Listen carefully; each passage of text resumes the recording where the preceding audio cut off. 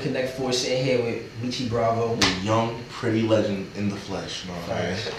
So you know, a lot of people know you on the internet as like, I would say, what, a wavy SoundCloud artist. People will consider you like a meme god. People will consider you like fashion forward, right? So before all the internet fame, or like all the New York City underground fame, right? Let's take it back a little bit. Like, when did you grow up and where you from? I'm from the Bronx, like from New York type shit. Always like was from the Bronx. Yeah, I mean that's like I moved around like a little bit when I was like in middle school.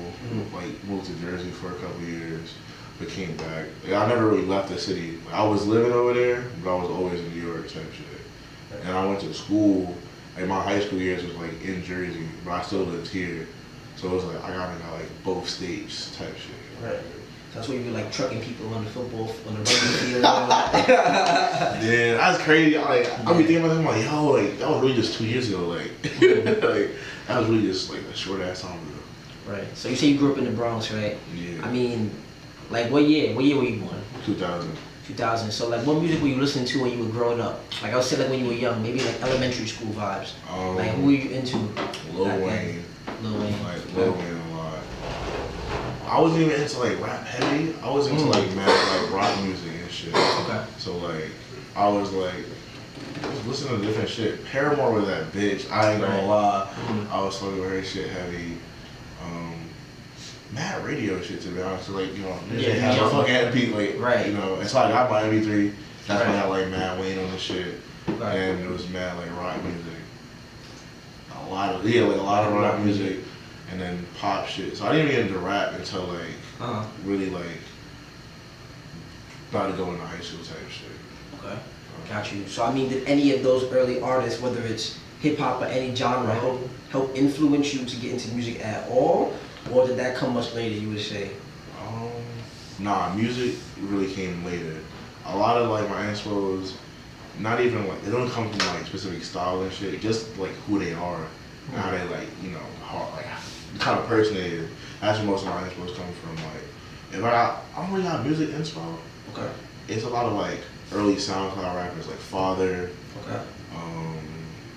Like Young Lean and Father. Right. Those are like two niggas like that really got me into like the SoundCloud scene and shit.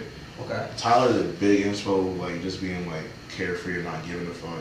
And just like really saying like, you can really be yourself wholeheartedly, and shit can come from it. Right. But like sound wise and like you know like really get into the SoundCloud shit, a lot of like that real like early underground shit. Like, okay. So who you say were like your top three? You would say top three when you were getting into it. Getting into it, definitely Father. Who was I talking? It's funny because not a lot of people like nowadays know that Cardi came from Father. That's what I'm saying. Niggas don't understand that shit was like Full Records was the original shit. Niggas don't understand all that. Price and all those crazy niggas they had on. I wasn't even on Cardi yet for that shit. But I started feeling shit a little bit afterwards. But like, I don't know, like definitely Father, Young Lean. I'm trying to think of another third one. I definitely like heavily bumped. But even then it was like Young Lean inspired me too because he created an entire wave of shit. Like he was a young nigga who was lit, and like everyone was doing shit because of his style. Like the whole Fiji water bottle shit, the vaporwave shit. He kind of like bought he bought that shit out. You know, like that was my whole thing. Like not even the type of music, but just to be able to like do some shit like that. You know, like really make a whole entire wave of niggas like fucking with your shit. That was like cool as fuck to me. Okay. So I guess that's what your influences back then, right? So 2018, we're sitting here, it's August. Who are some of the people who you're really into now? Like what artists are, what you say you're into now? You don't gotta give me like a top 5 or anything, but you can just like, it doesn't have to be hip hop again. It could be any kind of genre. Now, a lot of my music shit now is like, definitely Chief Keef. Like that's like over it. Chief Keef. Right now, I've been bumping a lot of Lil Wop. A mix of old and new Cardi. Just like that, like lit ass party shit. Like that's like shit that like, that shit I fuck with heavy. That's the shit I want to make. Like some shit that like, I'm gonna start like headbanging. Someone might catch an elbow to this song type of music type shit. Like, That's why I've been like, eventually I'll like diversify my style and shit. But right now, like, I'm just making a bunch of lit shit. And it works for you. Yeah, that's just fun for me. Like, alright, I know I can perform this song.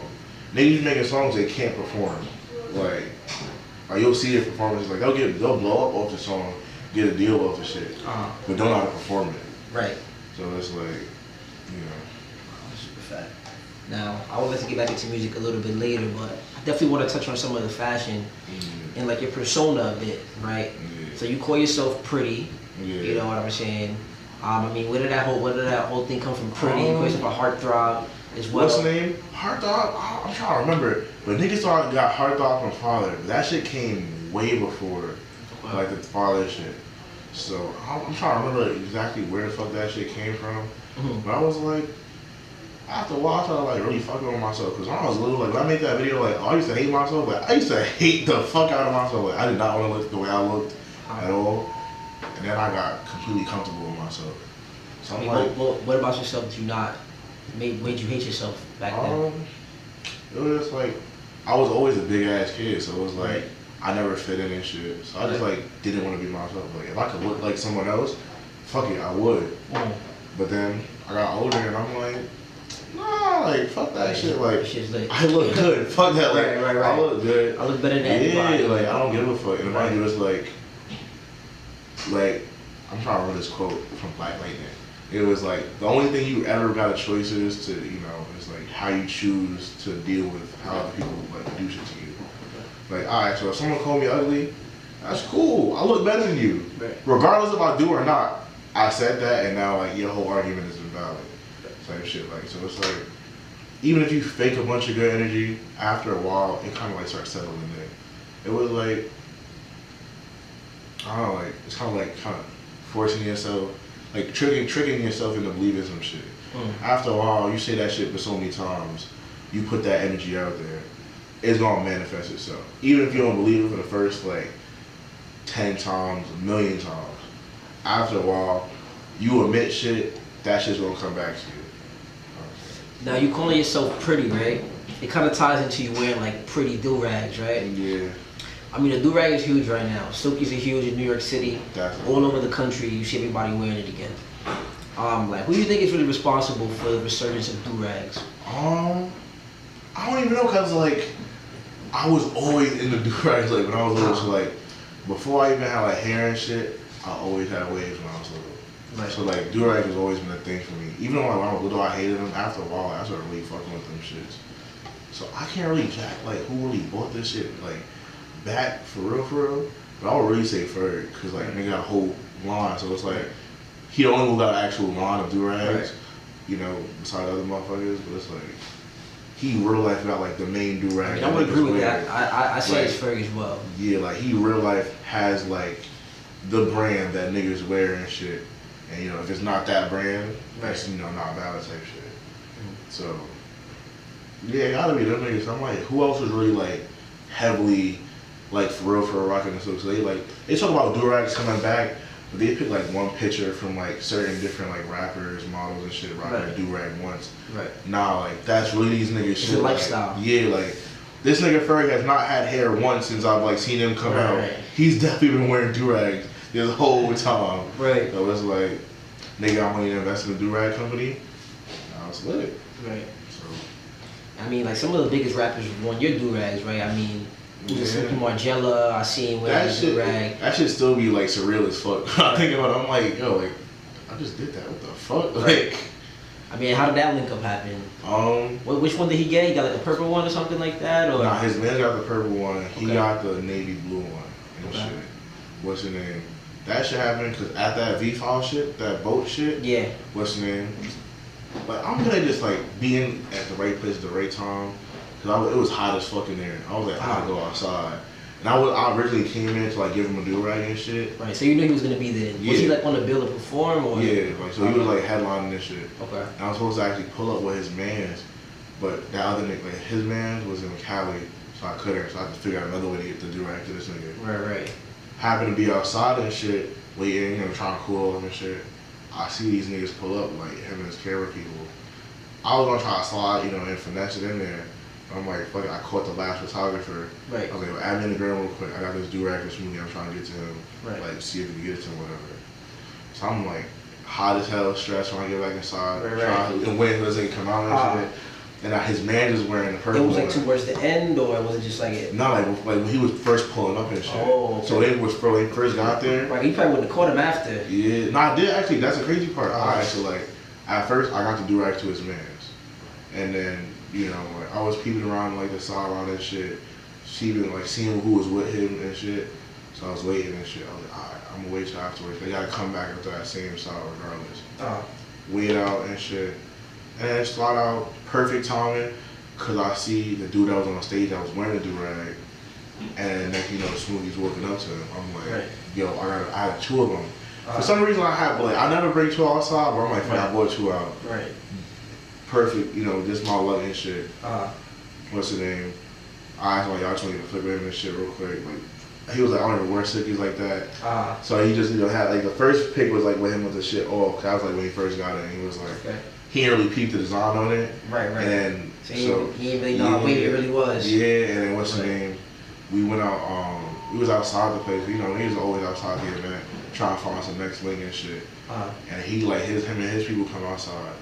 And I turn around, I'm like, oh, he tied it up and shit. Yeah. Like, I'm like, yo, that's lit. Right. So I'm just like eating and shit, so get some more flicks.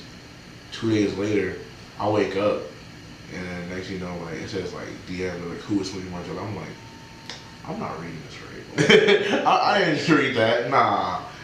And then what's the name? Some 8-year-old with a Smoothie fan account and shit. Yeah, like someone got it's probably like 2 E's and right. Shit. They're like, nah, it's Smoothie. Like he was like, yo, I need a do-rag. I'm like, all right, where you at? Like, and then I sent my number.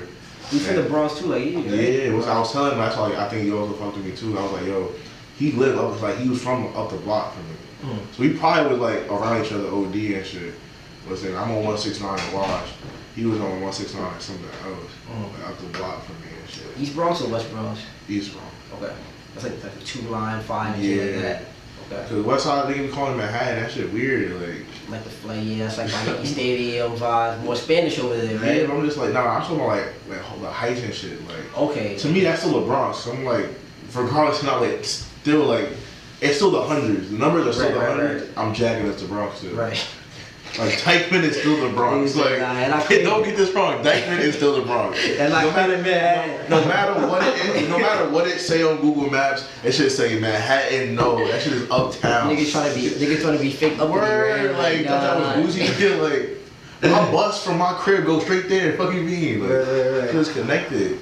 Okay. But yeah, what's the he DM me and he had FaceTime me. Cause he was like, I ain't realize this nigga fucked with it so heavy. Nigga had got his hair twisted that day to like rock the do-rag and shit. I'm like, nah, cause this shit ain't just happening. Right. Listening, cause nigga FaceTime me, he in a chair getting shit twisted. I'm like, he's younger than you too, right? Yeah. Right.